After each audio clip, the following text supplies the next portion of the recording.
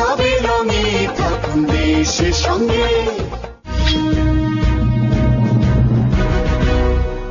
Welcome back again. প্রাণ নিবেদিত face to face with Ananta, powered by Vision. আপনার শেষটা হয়নি, কিন্তু এর মধ্যে আমি একটা কোশ্চেন অ্যাড করতে চাই। আমি যেটা জানতে চাই, মানবাধিকার সংস্থা তারা শ্রমিকদের কথা বলে। একটা মালিকের কোম্পানি পুড়ে গেল, সে নিঃস্ব হয়ে গেল, মানবাধিকার তখন কোথায় থাকে? আসলে বাংলাদেশের মানবাধিকার যারা আন্দোলন করে, আমাদের দেশের আসলে সমাজ ব্যবস্থাটা কিন্তু আমাদের ওপেন ইকোনমি। ওপেন ইকোনমি হলো আমাকে, যেন আপনি বললেন যে এখানে যোগ্যতা যার আছে সে ব্যবসা করবে, যে যোগ্যতা না আছে সে কাজ করবে। ওপেন ইকোনমিতে আপনাদের কম্পিটিশন তো এখানে থাকেই, কিন্তু মালিকদেরকে দেখার জন্য কিন্তু আইন কিন্তু নাই এই দেশে। আপনি একজন মালিক, আমি আপনাকে একটা উদাহরণ দিয়ে বলি। আপনি যদি এই ব্যবসা বাণিজ্যে তো আপনি লস করতেই পারেন, আপনি দেউলিয়া হইতেই পারেন, কিন্তু বাংলাদেশে লস করার কোন স্কোপ কিন্তু আমাদের গার্মেন্টস এর মালিকদের নাই। আপনি দেউলিয়া নিজকে ঘোষণা করতে পারেন না। আপনি যদি আমেরিকাতে যান, ইউরোপে যান, আপনি যদি লস করেন, আপনি চ্যাপ্টার 11 আপনি নিজকে দেউলিয়া ঘোষণা করতে পারেন। রাষ্ট্রের কর্তৃপক্ষ আছে, আইন আছে, ইন্স্যুরেন্স আছে, এবং তারা ওইভাবে আপনার সম্পদকে তারা ডিস্ট্রিবিউশন করবে, পাওনা দানা মিটাবে। তা আমার দেশে আমি যদি আজকে আমার ফ্যাক্টরি, আজকে মনে করেন আমার 12,000 শ্রমিক, আমি যদি মনে করি কোনো কারণে আমার ব্যক্তিগত অসুবিধা, আমার ব্যক্তিগত অসুস্থতা এবং ব্যবসায়িক অসাফল্যের জন্য আমার যদি ফ্যাক্টরিটা বন্ধ হয়ে যায়, সিক হয়ে যায়, যে কোনো কারণে হতে পারে, বাংলাদেশ রাজনীতি অস্থির কারণে, তাহলে আমি হিসাব করেছি যে আমি গত 20 বছর যাবৎ ফ্যাক্টরি চালাই, গার্মেন্ট চালাই, আমাকে 140 কোটি টাকা শুধু শ্রমিকের পাওনা দিয়ে আমার ফ্যাক্টরিটা বন্ধ করতে হবে। এখন দেখেন, এখন আমার কাছে প্রশ্ন, আমরা কিন্তু এই জিনিসটা নিয়ে কেউ ভাবি নাই। তা আমি কি গ্যারান্টি দিতে পারবো এই দেশের সরকার কোনো ব্যবসা আমাদের গার্মেন্টস ফ্যাক্টরিগুলি কন্টিনিউ চলবে? তাহলে আমি যে যুগ উপযোগী শ্রমিক আইন করলাম, মালিকের স্বার্থ রক্ষার জন্য, মালিকের ব্যবসার রক্ষার জন্য, আন্তর্জাতিক মানের অর্থনৈতিক যে নীতিমালা আলোকে, ব্যবসায়িক যে নীতিমালা আলোকে, সেই আলোকে আমরা কোনো মালিকের স্বার্থ আইন করতে পারবো না। মানবাধিকার শুধু এই যেটা বললেন যে রিস্কাওয়ালার জন্য মানবাধিকার, শ্রমিকের জন্য মানবাধিকার, আর আমি যে মালিক আমার জন্য দেখার জন্য কোনো অধিকার এই দেশে প্রতিষ্ঠিত নাই। তাই এই দেশে যদি রিয়েলি শিল্প উন্নয়ন করতে হয়, এই দেশে রিয়েলি যদি মধ্যমায়ন করতে হয়, তাহলে কিন্তু প্রথমেই আপনাকে আপনার যে ইন্ডাস্ট্রিয়ালাইজেশনের জন্য যাদেরকে ইন্ডাস্ট্রি করবে, যারা বিনিয়োগ করবে, তাদের সুরক্ষা করার আইন থাকতে হবে, তাদেরকে নিশ্চয়তা দিতে হবে, তাদের ভবিষ্যতে এক্সিট পয়েন্ট তাদেরকে খুঁজে বার করতে হবে। যাচ্ছি মারুফ সাহেবের কাছে। বাংলাদেশ সরকার গার্মেন্টস রক্ষার জন্য ইন্ডাস্ট্রিয়াল পুলিশ মোতায়েন করে, তাহলে এই যে আমাদের যে প্রবলেমগুলো আছে সেটার ব্যাপারে কতটুকু তারা কাজ করে বলে আপনি মনে করেন? তৈরি পোশাক খাতের বিভিন্ন সমস্যা যখন খুব বেশি চাঙা হয়ে আসছিল, আপনার মনে আছে 2006 সালের শেষের দিকে মারাত্মক আকার ধারণ করে। তারপর বর্তমান সরকার ক্ষমতা আসার পরে ওনারা এই সমস্যার গভীরে প্রবেশ করলেন। তারা অনুভব করলেন যে এই শিল্প খাতকে রক্ষা করতে হলে একটা স্পেশালাইজড শিল্প পুলিশ বাহিনী গঠন করা প্রয়োজন। আপনারা লক্ষ্য করেছেন যে এই শিল্প পুলিশ গঠিত হওয়ার পরে বিভিন্ন জায়গায় তারা ডিপ্লয়েড হয়েছে।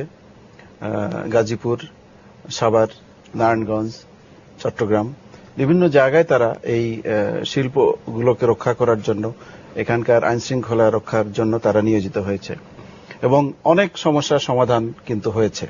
এবং বিভিন্ন রকম আইন শৃঙ্খলা পরিস্থিতির উদ্ভব হলে তাৎক্ষণিকভাবে শিল্প পুলিশ সেখানে গিয়ে তারা সেই সমস্যা সমাধান করে। তো আমি মনে করি যে এই যে শিল্প পুলিশ গঠিত হয়েছে, এর জন্য আরো অত্যাধুনিক আমাদের প্রশিক্ষণ প্রয়োজন, আরো অত্যাধুনিক আমাদের সরঞ্জাম দেওয়া প্রয়োজন, যাতে করে আমরা তড়িৎ সেই ঘটনাস্থলে পৌঁছে আমরা এই সমস্যাগুলো তাৎক্ষণিকভাবে সমাধান করতে পারি। এবং আমি তো মনে করি যে অতীতের থেকে এই শিল্প পুলিশ মোতায়েনের পরে অবস্থার অনেক উন্নতি হয়েছে এবং ভবিষ্যতে আরো উন্নতি হবে। আমি জানতে চাই আপনার কাছে, আমেরিকাতে আমরা বেসিক টি শার্ট এক্সপোর্ট করি 160 জিএসএম, একটি basic T shirt American regular size, এটার প্রাইস কত হতে পারে? $2.5 মিনিমাম আমেরিকাতে হওয়া উচিত। কারণ জানি আমেরিকার কনজামশন অনেক বেশি, বড় সাইজ আছে। ইউরোপের যেটা আমেরিকার যেটা স্মল সাইজ, ইউরোপের সেটা লার্জ বা এক্সেল সাইজ, এরকম আর কি। আর এটার সাথে এডিশনাল আর কি, আমি আমেরিকাতে আসলে একটা জিনিস এখানে আমি বলতে জনগণের উদ্দেশ্যে, আপনার উদ্দেশ্যে, এই যে কিছুদিন আগে আমরা দেখলাম যে আমেরিকা জিএসপি বন্ধ হয়ে গেছে। আপনারা দেখেন, এটা কিন্তু আমাদের গার্মেন্টস শিল্পের জন্য একটা বিশাল প্রপাগান্ডা, বিশাল ষড়যন্ত্র।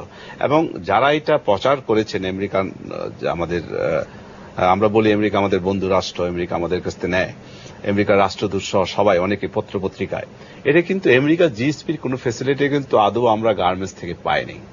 আমরা জিএসপির ফ্যাসিলিটি যারা পেয়েছে, এটা যত সামান্য এক্সপোর্টের আমাদের জন্য উপকার হয়েছে। এটা কেন তারা করেছেন আমেরিকানরা, যে আমাদের জিএসপি বন্ধ হয়ে গেছে? এটা হলো আমাদেরকে পলিটিক্যাল কোন সিদ্ধান্ত, পলিটিক্যাল কোন উদ্দেশ্য চাপাইয়ে দেওয়ার জন্য। কিন্তু যেহেতু আমাদের গার্মেন্টস শিল্প আমাদের অনেক বেশি দেশের অর্থনীতি মেরুদণ্ডকে সোজা রেখেছে, তা আমাদের অর্থনীতি মেরুদণ্ড ভাঙার জন্য তারা আমাদের বিরুদ্ধে একটা প্রপাগান্ডা করছে, যাতে অন্য দেশগুলি যাতে উৎসাহিত হয়।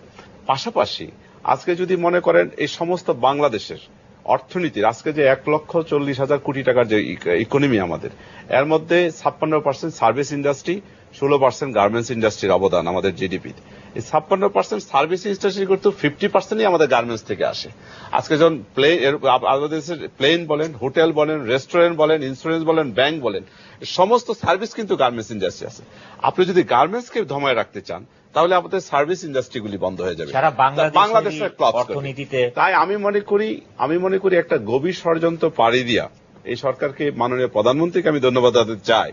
এত নেগেটিভ আমাদের গার্মেন্টস শিল্পের সাথে বিরুদ্ধে সবসময় নেগেটিভ একটা আন্তর্জাতিক এবং দেশীয় শত্রুরা কাজ করছিলেন, এবং উনি সমস্ত কিছু অতিক্রম করে উনি দেশের গার্মেন্টস শিল্পের পাশে সবসময় থেকেছেন। এবং আপনি জানেন, যখন আমাদের আমেরিকা ইউরোপে মার্কেট সংকুচিত হতেছিল, উনি এই সরকার আমলে, গত পিরিয়ডে উনি নতুন বাজারের জন্য নতুন অনুদানা প্যাকেজ করেছে, এবং স্মল মিডিয়াম ফ্যাক্টরিগুলি আজকে যে বেঁচে আছে, অতিরিক্ত যে প্রণোদনা দিয়েছে। এই জন্য কিন্তু স্মল মিডিয়ামগুলি, একটা স্মল ফ্যাক্টরি সে যা এক্সপোর্ট করছে এখন তা অতিরিক্ত 3% করে সে প্রণোদনা পাচ্ছে। স্টিল সে এবছর এর আগে 3% না, স্মল মিডিয়াম গুলি যারা $3 মিলিয়ন নিচে এক্সপোর্ট, তারাও কিন্তু প্রণোদনা পাচ্ছে 2% করে, এবং নিউ মার্কেটে 5% প্রণোদনা পাচ্ছে। এটাতে কি হচ্ছে, আজকে দেখেন রাশিয়াতে আমাদের এক্সপোর্ট যদি ধরেন 75% গত বছর থেকে বছর বাড়ছে। জাপান একটা নতুন বাজার সৃষ্টি হয়েছে বিশালভাবে, জাপানে আপনি জানেন এক্সপোর্ট হচ্ছে। আপনি আজকে বিভিন্ন দেশে, অস্ট্রেলিয়াতে এক্সপোর্ট হচ্ছে।